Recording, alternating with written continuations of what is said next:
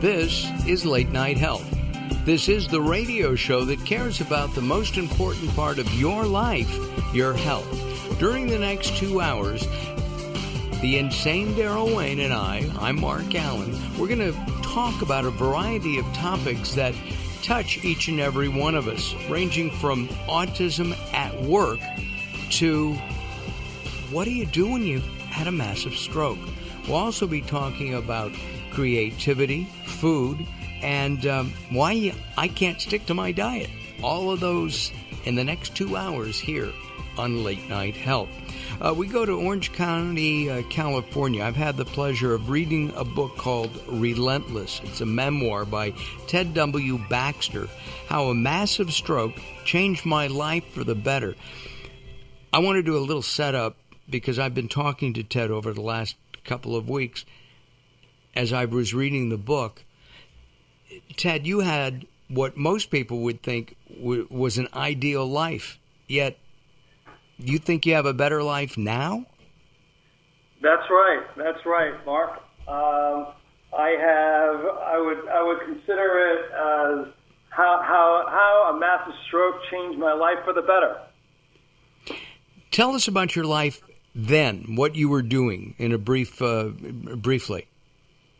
Yeah, sure. I was a global controller for the hedge fund.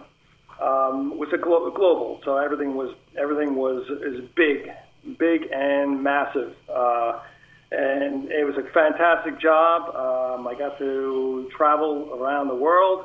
That's for my job, and everything was perfect, except on that one day of April 21st of 2005.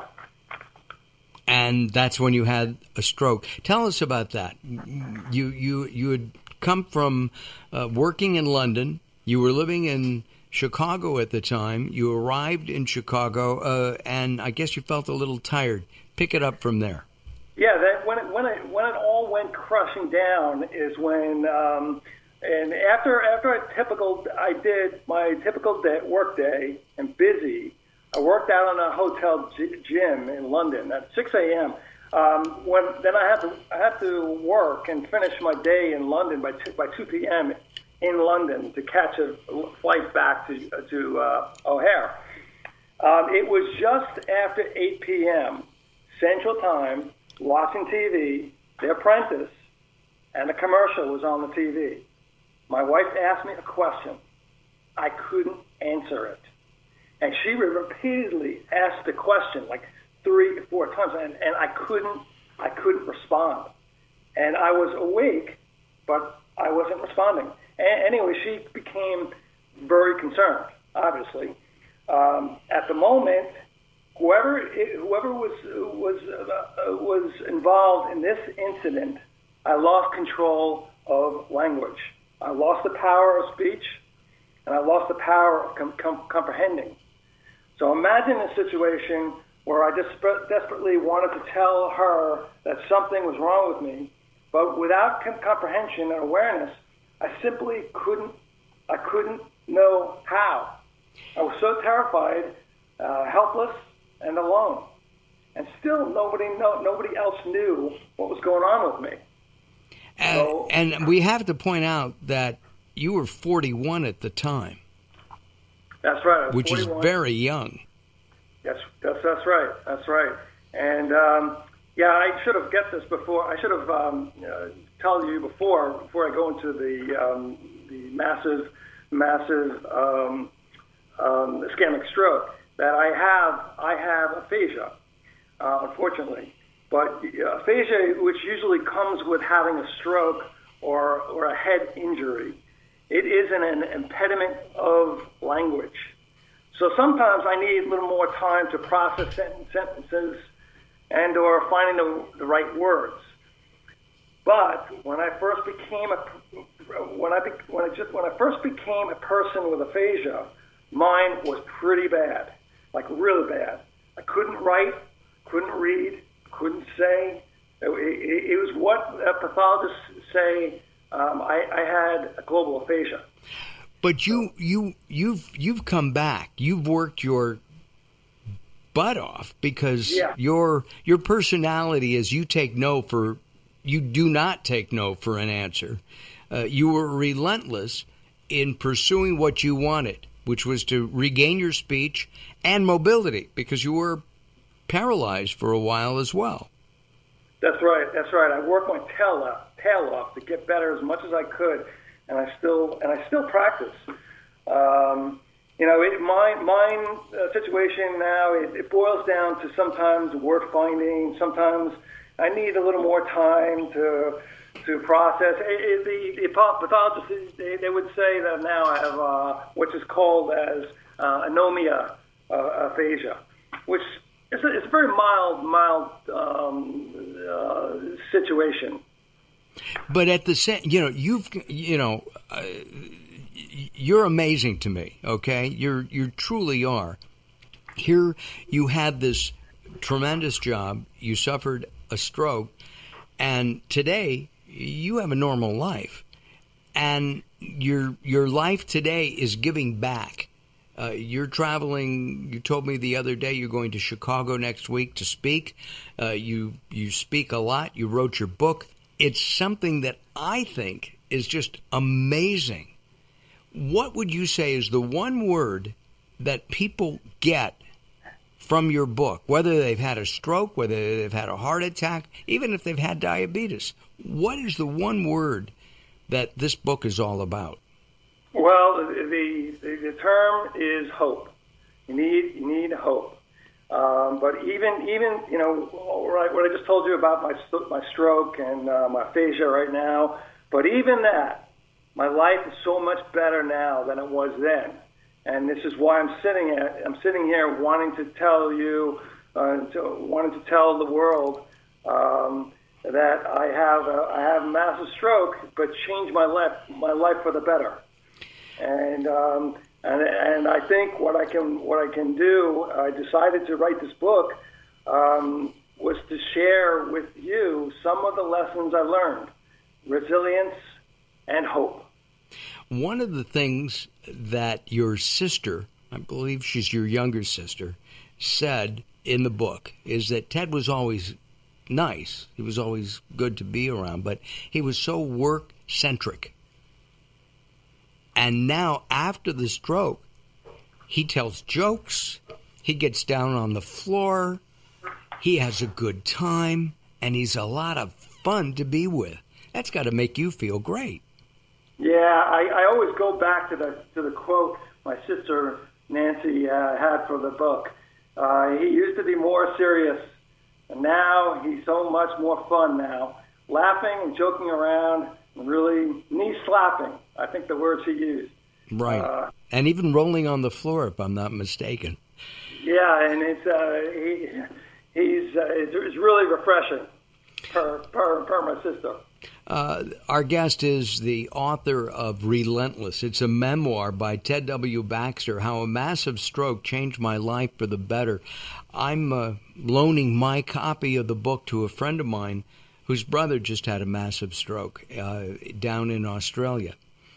And she's going through a lot because, one, she's, 12,000 miles away from her brother. And in the last 4 or 5 months, she's made like 6 or 7 trips back home to take care of him. And I told her about this. I said, there's always hope, always hope. You told me that within, I guess, a week or so, maybe a few days, a doctor came into your hospital room and said to your wife, Ted will never get better. He won't talk. We don't know what's going on inside his brain. We don't know if he understands us or not, and he's paralyzed. Tell us about that. Yeah, that is exactly happened. At first, at the moment, I wasn't comprehending any information at all. I was out of it, right? But my ex-wife has told me that some of the doctors, that my situation was grave, and that if I lived through that night, I would probably need a caregiver and a full-time nurse to support me with my physical and other disabilities. Next, regarding my speech. Some doctors said that I would have probably a two-year window to try to gain my speech back using therapists, training, etc. But after that, I will have plateaued. And I remember that. I can remember that as a clear bell, because that is all I needed. In reading the book, all through your life, when somebody said no to you, you said yes, even as a kid. We're going to take some time out now, and we'll come back to Ted in just a few moments. There are some stories here that I hope that Ted will share with us that you probably should not do when you're a stroke victim. Renting a car might be one, exercising pell-mell. We'll ask Ted if he'll tell us some of those stories coming up. I'm Mark Alyn, along with the insane Daryl Wayne.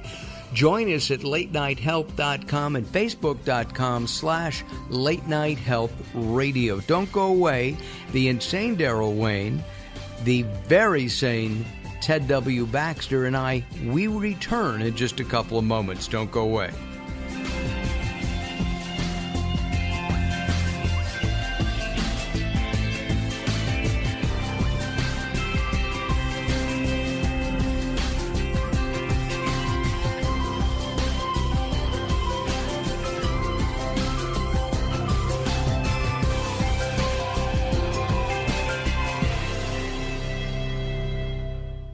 Welcome to Guide to the Soul.